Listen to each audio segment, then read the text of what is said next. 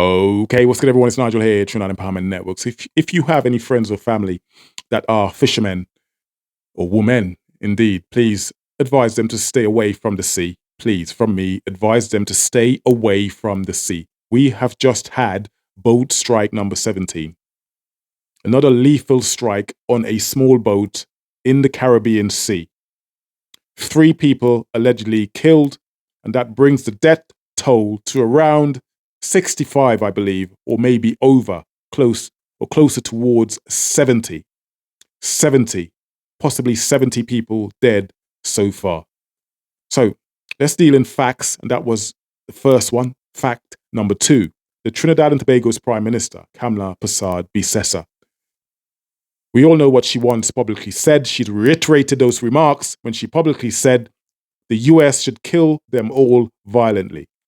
She, like I said, has reiterated those remarks and that stance, and these remarks were carried by multiple outlets nationally and internationally. There's no change in your support. Let's say, for example, this action today. Intervention. Yeah, we remain in support of the intervention by the United States. In fact, since that has happened, you would have seen that the amount of murders in my own country has fallen, the numbers. That might be partly because of that. And the other part would be, of course, the state of emergency that we have in place, which has not disrupted lives except the lives of criminals. Am I in support? Yes, I remain in support of the U.S. intervention in the region. Criminals are criminals, and we have to wipe out criminals, as I say.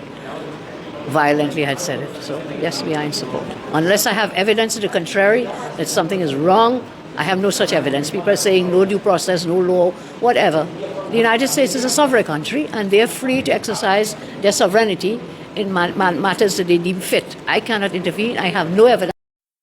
Now, let's talk about national law, Trinidad's law, and how she stands. Our Constitution protects the right to life and says you cannot be deprived of it except by due process of law.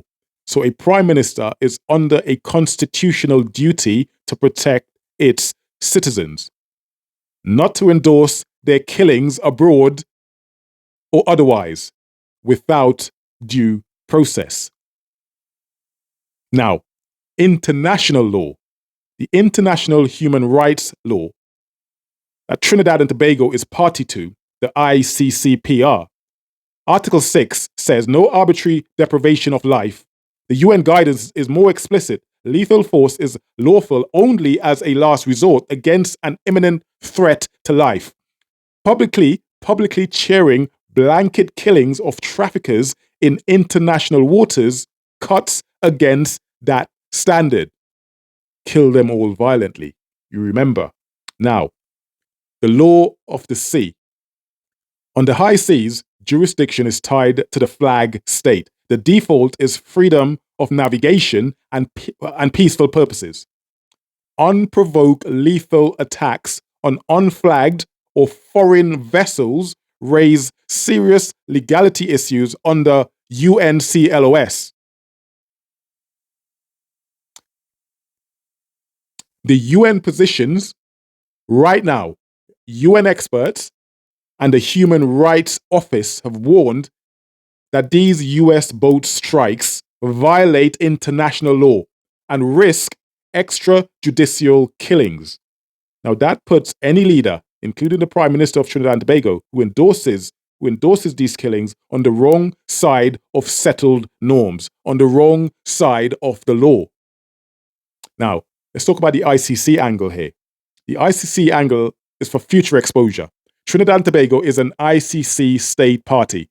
The court's mandate covers crime against humanity and war crimes when committed as part of a widespread or systematic attack or during armed conflict. The ICC has treated extrajudicial executions as within scope in other contexts, but, or should I say could our Prime Minister, her words trigger ICC liability? Now, the bar here is high. I have to be honest, the bar is high. Aiding and abetting in international criminal law requires assistance or encouragement. kill them all violently. That has a substantial effect on the crimes. Now, mere political rhetoric without operational control or contribution may not meet the threshold, but public incitement and official endorsement, kill them all violently, can become evidence if linked to a pattern of unlawful killing. Are you still with me? Like and subscribe to Trinidad Empowerment Network. So where does that leave our Prime Minister legally? Where does that leave the Prime Minister of Trinidad and Tobago legally? Number one, let's talk domestically. Exposure to constitutional challenge for breach of the duty, of her duty to protect life and for endorsing unlawful violence against nationals abroad. Abroad. They said this happened in international waters. Well, technically, they were abroad. Number two, internationally. Her statements conflict with the ICCPR obligations and the United Nations, the UN guidance on the right to life. They may be cited in any international complaint about extrajudicial killings at sea. So, number three, the ICC. The ICC down the line, if evidence shows a widespread or systematic pattern of unlawful killings, and any state shows complicity, prosecutors could examine responsibility up the chain. So her kill them all violently line would be probative, potentially, but some would argue not sufficient on its own. Investigators, however, would look for links, policy coordination, or facilitation, or even material support linked to what's happening in the Caribbean Sea, lent to the United States. So, if you're still with me, the bottom line here is, with a 17th strike and more death, the law and the facts are moving against blanket endorsements of lethal force at sea. Our Prime Minister, her public position is politically reckless and legally vulnerable. Not only at home, under the Constitution, but abroad as well, under the human rights law. Now, if the facts continue to stack up, future accountability mechanism, should I say, including the ICC, will have grounds to look into this legally. So, what we need in Trinidad and Tobago now is an independent